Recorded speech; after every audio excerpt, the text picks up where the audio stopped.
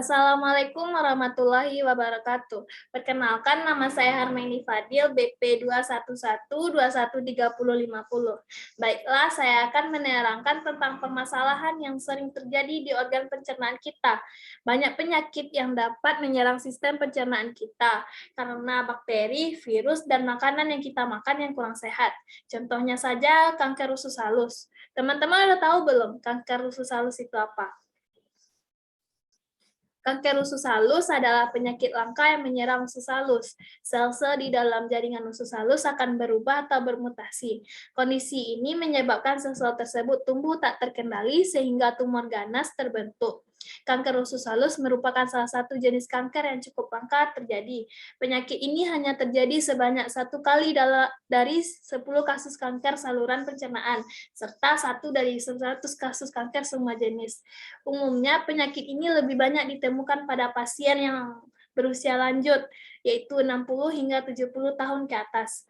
Selain itu, kanker jenis ini lebih sedikit banyak terjadi pada pasien berjenis kelamin laki-laki dibanding dengan perempuan. Teman-teman udah tahu belum pembagian kanker usus halus ini? Ya, terbagi menjadi 5 jenis. Yang pertama, adenokarsinoma. Sebanyak 40 hingga 10 kasus kanker usus halus tergolong dalam tipe adenokarsinoma. Maka itulah tipe ini termasuk paling umum ditemukan. Adenokarsinoma awalnya berkembang pada sel-sel yang berada di dinding usus halus. Awalnya tampak seperti tumor jinak, tapi beberapa dapat berpotensi berubah menjadi tumor ganas. Adenokarsinoma paling banyak ditemukan di duodenum. Yang kedua, sarkoma. Sarkoma merupakan sel kanker yang muncul pada jaringan pendukung di dalam tubuh. Salah satu jenis sel sarkoma yang paling sering ditemukan adalah gastrointestinal stromal tumor atau disingkat juga dengan GIS. GIS dapat tumbuh di bagian manapun pada usus halus. Jenis sel sarkoma lainnya adalah leiomyosarkoma. Umumnya jenis sel ini terletak di dinding otot usus halus. Yang ketiga, limfoma. Limfoma pertama kali muncul pada jaringan limfa di usus halus. Jaringan limfa berperan dalam mengatur sistem imun tubuh. Limfoma yang muncul di usus halus biasanya adalah limfoma non-Hodgkin. Limfoma pada usus halus lebih banyak terjadi di jejunum dan ileum. Yang keempat, tumor kasinoid. Tumor kasinoid atau neuroendokrin terjadi pada sel-sel yang memproduksi hormon di dalam tubuh usus halus. Umumnya sel tersebut ditemukan di ileum atau usus buntu. Yang kelima, kanker sekunder. Terkadang kanker usus halus bisa jadi merupakan kanker sekunder. Ini artinya penyebaran sel kanker berasal dari bagian tubuh lain.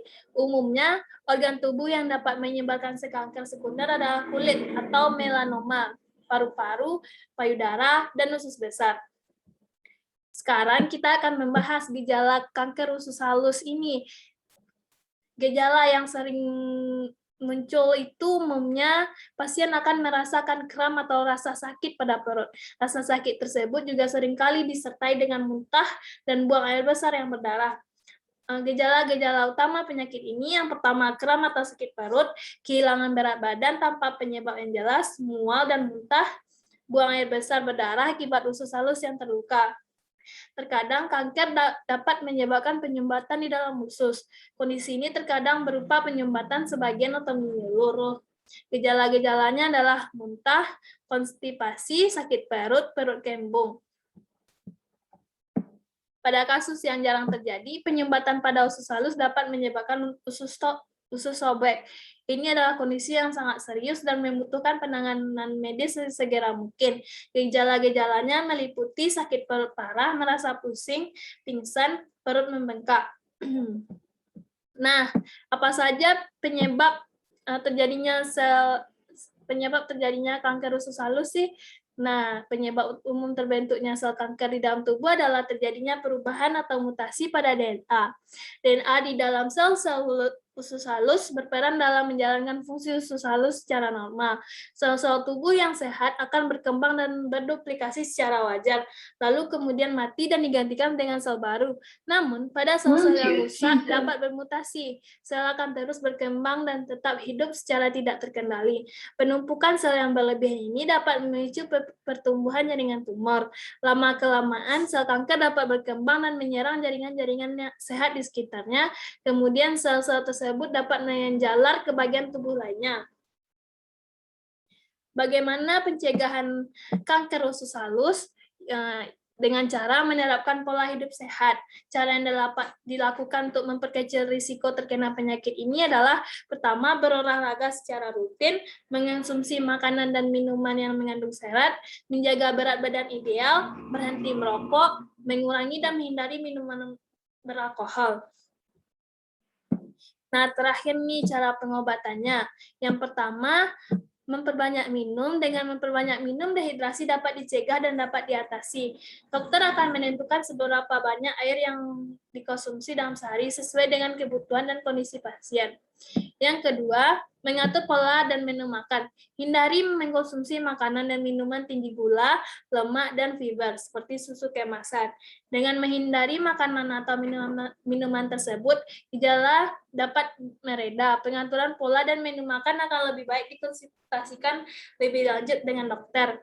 Mengonsumsi cairan rehidrasi. Dokter juga dapat memberikan cairan rehidrasi atau oralit. Oralit adalah cairan khusus yang mengandung gula dan garam, yang berfungsi untuk menggantikan cairan di dalam tubuh yang hilang. Pemberian antibiotik. Antibiotik biasanya diberikan untuk menangani infeksi khusus yang disebabkan oleh bakteri. Yang terakhir, operasi. Pada kondisi yang tergolong parah, dokter dapat menyarankan operasi untuk mengangkat bagian usus yang bermasalah. Metode ini diterapkan ketika pengobatan lain tidak efektif dalam menangani infeksi usus halus.